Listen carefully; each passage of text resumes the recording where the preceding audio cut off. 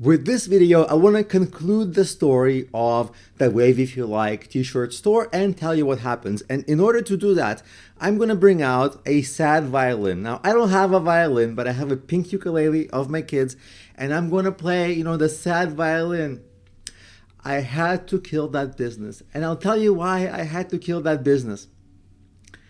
Okay, serious. I had to tell you why I had to kill that business. I cannot play the sad violin, and maybe I'll try. But serious, there was a big opportunity. The t-shirt market, $1 billion+ market, opportunity was there. But the problems were insurmountable, or I didn't want to surmount them. Let me explain why. Let me put away my sad violin.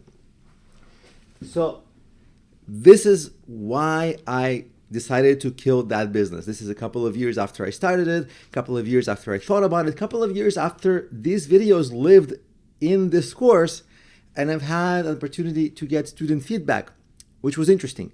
A lot of students complained about different things, about how the t-shirts weren't going to be that popular in terms of use, like it's not a fit for most people. That didn't bother me because there's no product that's perfect for everybody. Products usually, find their niche audience, and I was confident that there was a niche audience. But I'll tell you what really turned me off, and the core reasons. The core reasons is the math. Let's say I sell a t-shirt, which is hard to do, by the way. The marketing is hard. It's a competitive environment. There's so much work that you have to do as a marketer, even if you are good. Like, one of my strengths as an entrepreneur is that I'm good at marketing. I've got millions of downloads for my apps, millions of views on YouTube. Not everything that I do in marketing works. I've had more fails than successes, but I'm confident that with a lot of hard work and persistence, I can make the marketing work. Now, a lot of hard work and persistence, that's really expensive. So we have to think about what's called, there's a term for this, opportunity cost. Meaning, if I spend 6 months mostly doing SEO and marketing for this t-shirt store, maybe even 4 months, less than that. So that much time, full-time work, a lot of effort, that means nothing else. My courses, my other business ventures, new ideas that I have, not going to pursue them. So what do I have to gain? The gain is $20 or $25 sales of t-shirts, from which, let's say, I keep $10 to $15. It's not a good win, right? You don't make a lot from a sale. So, $10, let's say, just $10 math. Okay, I have to sell 100 t-shirts just to make $1,000. I live in an expensive place to live where like middle class salary is like $5,000 a month.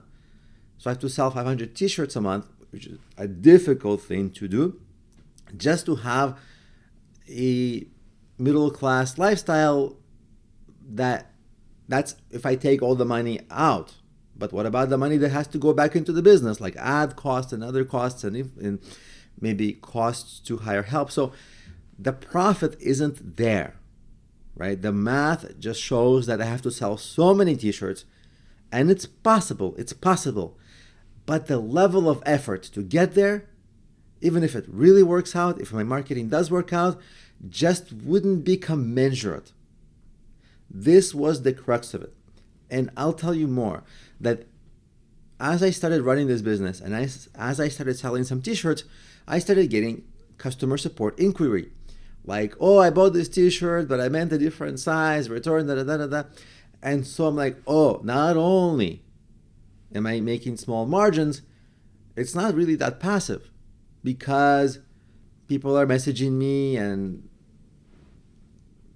taking my time, and my time is already used up to promote these t-shirts. So it was a difficult business to see in the future working out financially. When you do the math, when you really break it down, the opportunity cost was just, there wasn't, the meat on that bone just wasn't juicy for the amount of work that I had to do to get it to work. Because, see, today, as a business owner, as an entrepreneur, you have, again, come back to this idea, opportunity cost. If you tell yourself, I'm going to invest my next 6 months, 1 year, 2 years, it better have some great outcome. that's what you want. So you can decide, and you can, when you're choosing your business idea, try to decide, okay, whatever business you choose, you're gonna put all your heart and all your work into it, yes. But on the other side of it, will it be life-changing or will it be mediocre? And if it's mediocre, for me, that was the greatest deciding factor in terms of saying no to that business. So I am taking down that website and I'm washing my hands of that business, and it was a good idea. I like the idea. I think probably I would make these t-shirts for myself, like one for me, like Wave If You Like Music. I would just wear that because I want to meet people who like music. Wave if you like something else, but I wouldn't want to have a business like that. So I'm killing the business off. I still like the idea of such t-shirts, but this video is just the conclusion of it. And the lesson for us that I want to convey is that yes, there will always be difficult, but in 2 years, 3 years, 5 years, where are you with this business?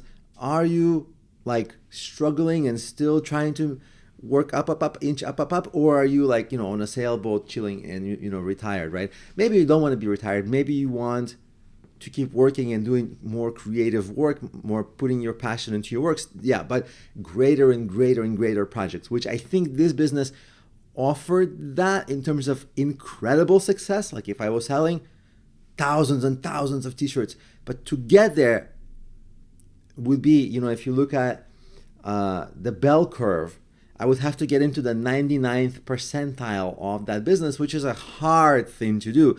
Even despite, like, I have a lot of marketing background, even so, it's not nearly a guarantee. Like in marketing, you can just give yourself a chance, but it would be arrogant to think, because I did one thing, I can do another thing. You're always kind of starting from zero, and there's a lot of effort in every new marketing initiative. So it was enough risk. So that's the wrap up of that business.